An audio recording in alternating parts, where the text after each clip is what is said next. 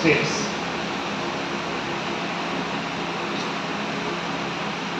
America में ये balance चला, पहले तो ठीक ठाक चला, उसके बावजूद अमेरिका में कुछ मनी सर्कुलेशन वाली कंपनियां, लोगों को चीट करने वाली कंपनियां शुरू हो गई। प्रकृति का एक नियम है, जब हम फसल बोते हैं, फसल के साथ में घास फूस अपने आप उग जाती है, या कोई लगाता है घास फूस को? अपने आप उग जाती है।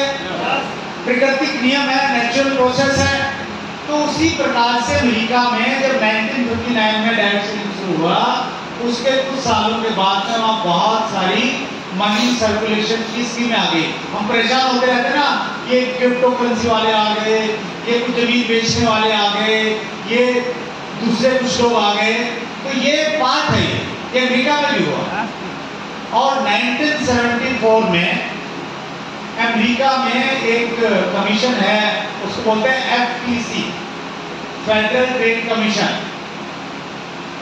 FTC ने पहले तो सब कंपनियों पे बैन लगाया और फाइनली उन्होंने एक ऑर्डर पास किया। उस ऑर्डर में उन्होंने बोला, कुछ गाइडलाइन दी, उन गाइडलाइन के अनुसार जो कंपनियां प्रोडक्ट बेस्ड तरीके से सही ढंग से काम कर रही थी, उनको अमेरिका में मान्यता प्राप्त हो गई। तो 1974 के बाद में डायरेक्ट सेलिंग का जो व्यापार था, ये पूरी दुनिया में फैलने लग गया। वहां से यूरोप में गया, धीरे धीरे एशिया में आया, और हमारे देश में, इंडिया की अगर हम बातचीत करें तो 1990 के बाद में डायरेक्ट सेलिंग का कारोबार हमारे देश में शुरू हो गया। कुछ विदेशी कंपनियां इस बिजनेस को यहाँ पे लेके आई, इस तकनीक को यहाँ पे लेके आई। लोगों ने जब इस तकनीक को देखा, इस कॉन्सेप्ट को देखा, जिसमें बीच वाले लोगों का पैसा और विज्ञापन वाला पैसा आम आदमी में बांटा जाता था, तो लोगों को ये अच्छा लगा। कॉन्सेप्ट अच्छा है या नहीं है? कॉन्सेप्ट क्या है? बीच वाले लोगों को और मिडिलमैन, एडवर्टाइजमेंट का पैसा आम आदमी में बांटा जाए। तो लोगों को ये कॉन्सेप्ट अच्छा लगा, तो इसलिए हिंदुस्तान के लोग डायरेक्ट सेलिंग की तरफ आकर्षित हुए। लेकिन जब विदेशी कंपनियों के सामान को देखा, तो ये पाया कि वो सामान बहुत ज्यादा महंगा, इतना ज्यादा महंगा कि आम आदमी उसको खरीद नहीं सकता, रेगुलर घर में इस्तेमाल नहीं कर सकता। तो आम आदमी डायरेक्ट सेलिंग से पीछे हटने लग गया। आम आदमी को ये संदेश गया कि डायरेक्ट सेलिंग जो काम है, ये अमीरों का काम है, क्योंकि यहाँ सामान बहुत महंगा मिलता है। हेलो,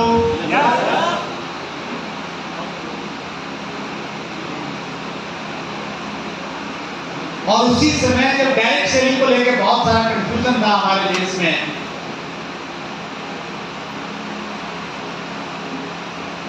गीता में भगवान कृष्ण ने एक श्लोक कहा है,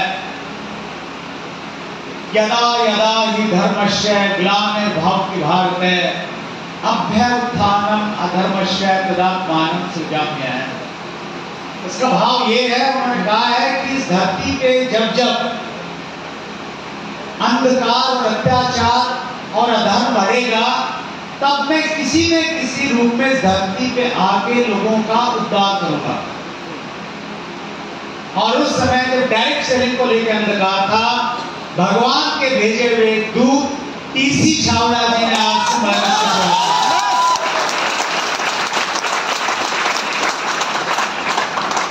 अगस्त 2000 में आरसी बिजनेस की शुरुआत हो गई। जिस प्रकार से अमेरिका में बहुत सारी स्कीमें आई थी, हमारे देश में तो बहुत सारे नेटवर्क डाल हैं। हेलो, तो यहाँ तो भी ज्यादा कुमारा कर दिया लोगों ने। और 2010-11 का एक ऐसा टाइम पीरियड था जब डायरेक्ट सेलिंग बहुत बुरे दौर से गुजर रही थी। आरसी बिजनेस को भी कुछ चैलेंजेस से गुजरना पड़ा।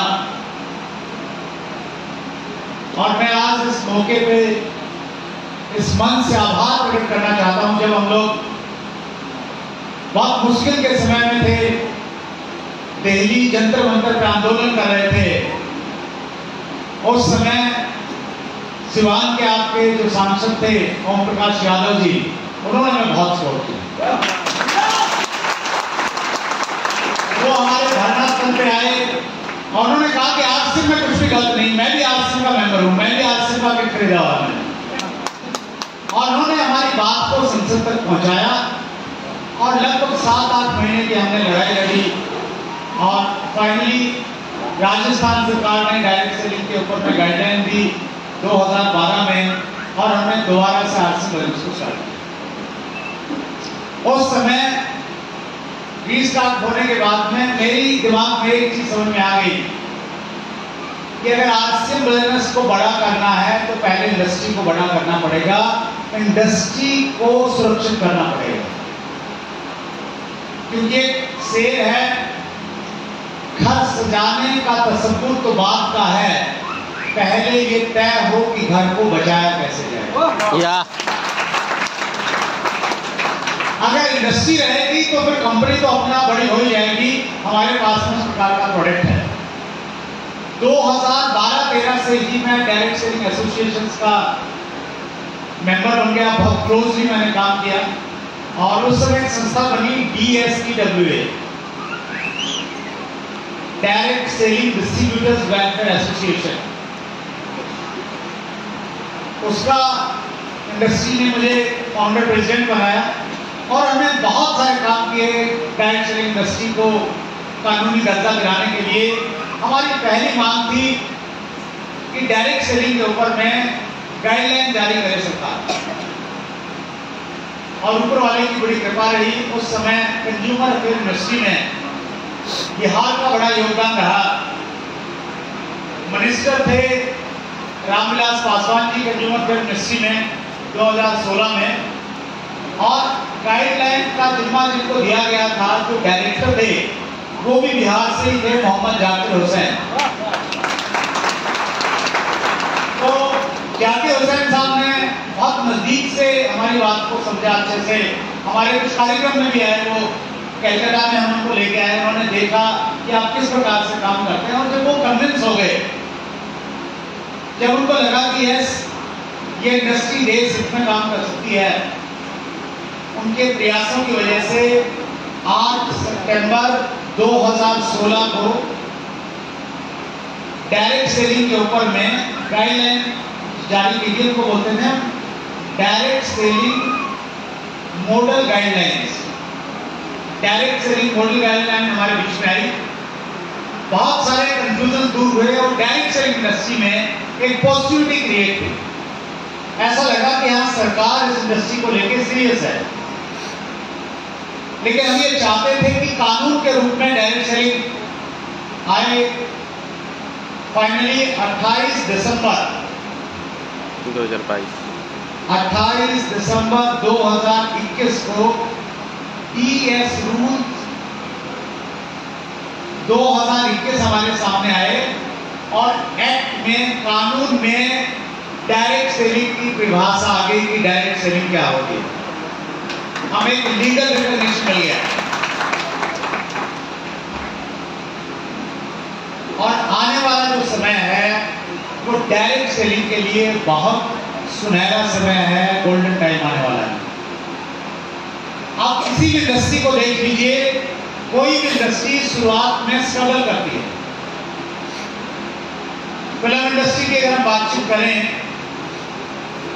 आज से 100 साल पहले जब इंडियन फिल्म इंडस्ट्री शुरू हुई, उस समय फिल्मों में कोई काम करना नहीं चाहता था। हेलो, अच्छे घरों के लड़के और लड़कियां फिल्मों से दूर होते थे क्योंकि फिल्मों में काम करना अच्छा काम नहीं माना जाता। लेकिन आज के टाइम में, हेलो, आज के टाइम में उसे सबसे अच्छा काम माना जाता है।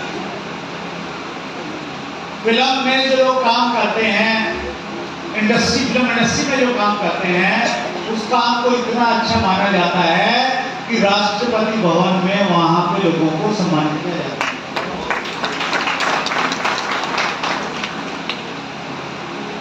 ये सही बात है कि आज डायरेक्ट सेलिंग को लेकर भी बहुत अच्छी नजरों से नहीं देखा जाता डायरेक्ट सेलिंग को।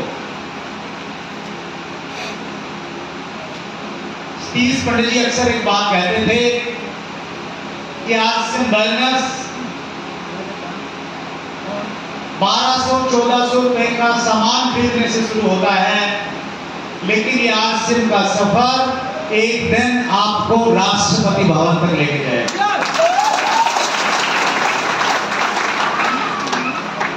और आने वाले समय में इस प्रकार की परिस्थितियां आप देखेंगे। इसी महीने, पिछले महीने 29 अगस्त को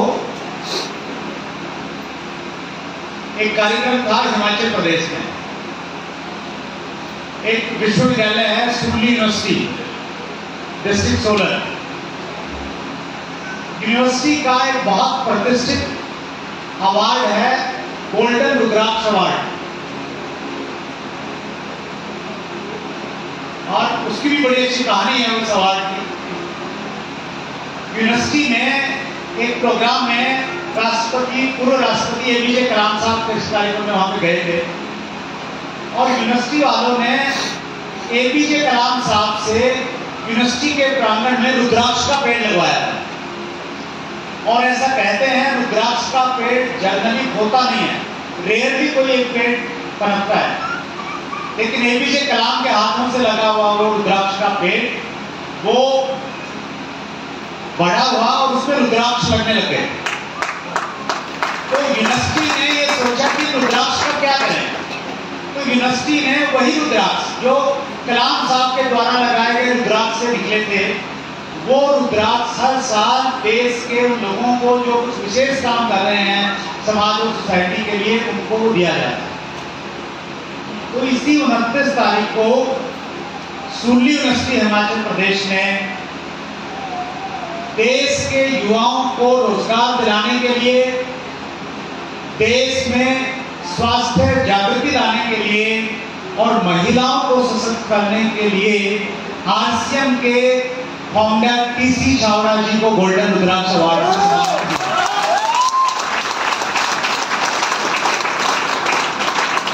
यूनिवर्सिटी के प्रांगण में ये कार्यक्रम रहा। हेलो, तो राष्ट्रपति भवन भी दूर नहीं है।